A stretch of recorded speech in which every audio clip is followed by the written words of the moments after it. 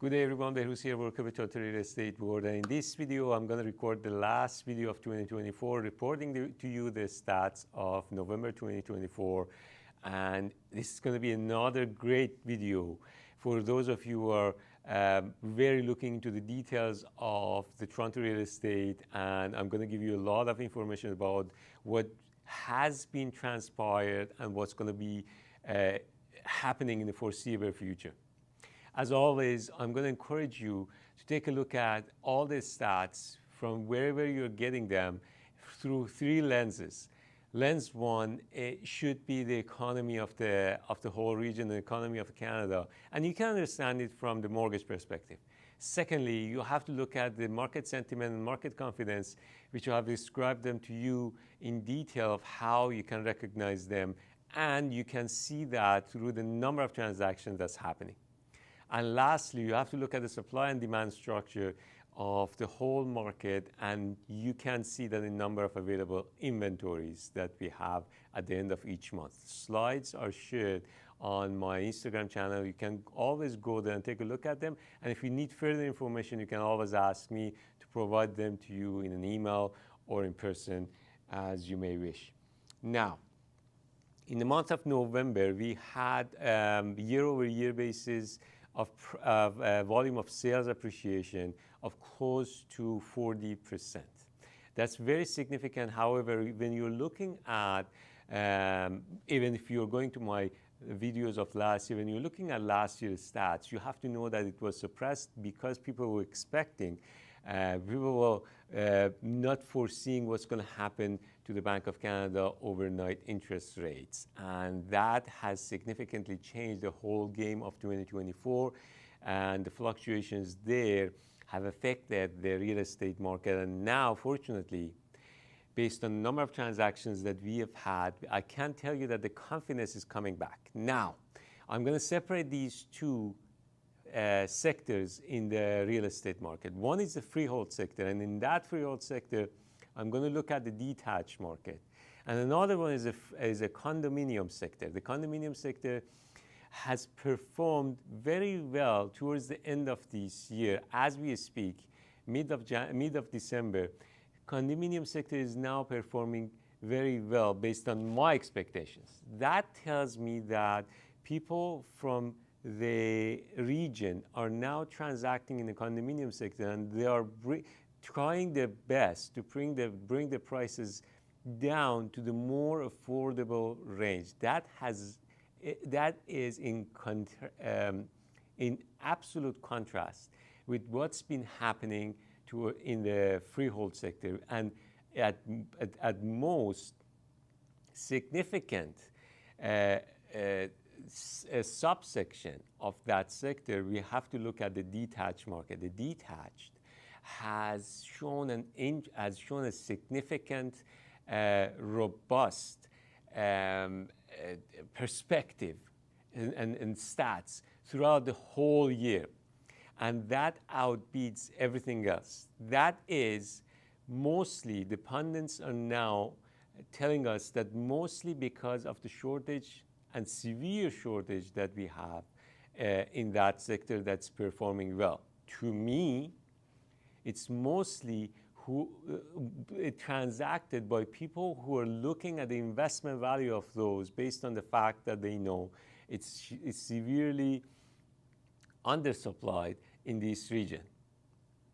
I hope you follow that very thoroughly, because I want you to understand that still, which these numbers are, which the average sales stat for the month of November in GTA was 1.1 million and change.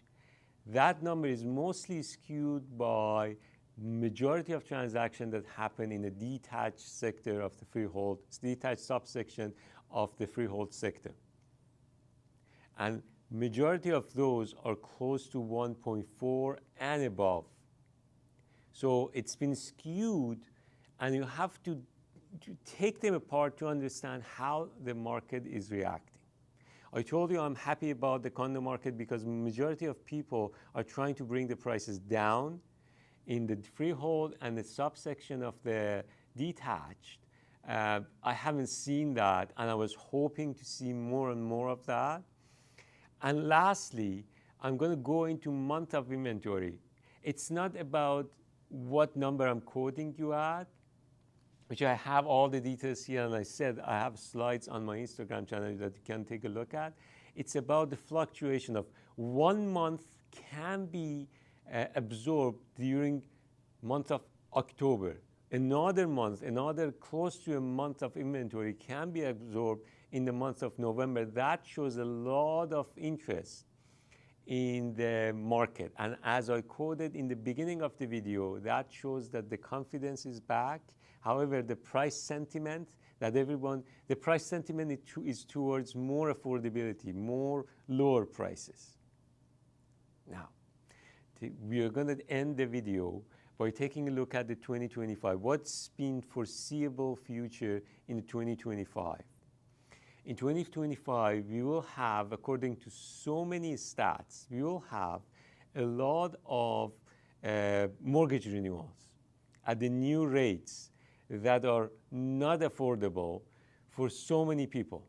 That tells us, in total, an agent whose day-to-day business is real estate, transacting real estate, understanding the market, that tells us that we are going to have a lot of supply in the freehold sector as well.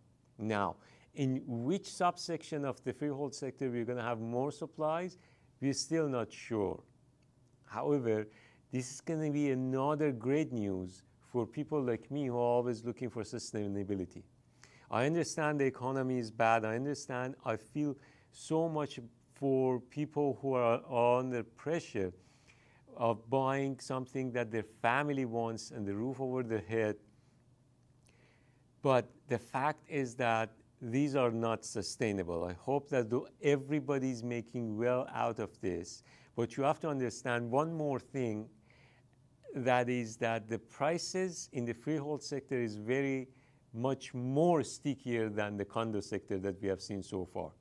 The reason behind that is that, again, I told you that so many of these transactions are to me, by the investors who are always buying because they want to speculate and they want a price appreciation and they want to make more money than the regular money that they have to make. So they buy them up, they make more shortage, and because of that shortage, we will have more price appreciation. What we are going to see is that the prices in the freehold sector being more stickier because people are always value that as more valuable item. So because of that, oversupply may cause a quick price correction. But in general scheme of things, if that assumption that I have comes through, that price reduction or that price correction is going to be absorbed quickly and the market is going to come back. Because I told you and I showed you in the month of October, 1 month of inventory just absorbed over the course of a month, even more than that, 1.5 months of inventory just absorbed. And in the month of November, close to a month of inventory is absorbed. And the pace of new listings have tampered down, which is going to tell us that more or less prices are going to stay the same if everything stays the same. We will have political factors coming into effect in 2025. We will have more of an interest rate news from Bank of Canada, and we will have this effect of more and more renewals coming in, and people may not have the tolerance of that. We are going to watch closely to understand how the market reacts. If you are thinking of doing a transaction in 2025, selling your properties, you have to be very careful and understand that what the dynamic of market in your neighborhood is before you decide whether to sell or have an alternative to do that. Thank you very much for watching the video. It was a great year, and I hope that all of you who are watching this video have a wonderful holiday and the start of a new year being fresh and with more hope towards anything that you're hoping to happen for you and your family. And thank you very much again for following me and following the videos and the content of the video. Share these with your friends, family, and people who may be in the same similar mindset as you are and as I am, so we can be collectively making more impact in this market. Have a wonderful day.